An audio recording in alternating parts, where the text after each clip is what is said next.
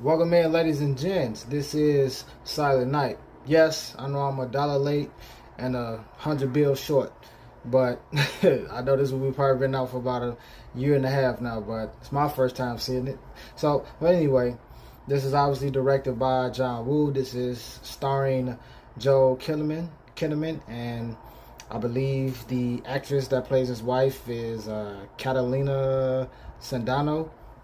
She got a long name, real long name, but nevertheless, and also Kid Cudi is in here, or Scott Muscati, whatever his real name is. But yeah, so this is obviously Silent Night, which they do something interesting in this film, which I didn't expect.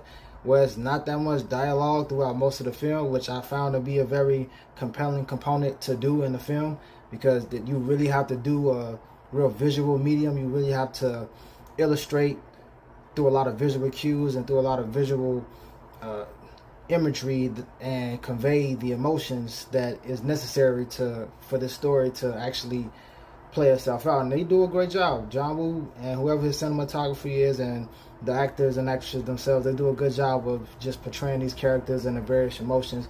And essentially, obviously, Silent Night is in the vein of something like John Wick, which, man, that film series just has inspired just a lot of these B-movie action films, even though John Wick now is an A-list action film, but because it had that B-movie quality, it has just inspired these type of films. But essentially, Joe Kinnaman character, I believe his name is Brian Godlick, and essentially his son gets killed, and he is trying to find the people that did it.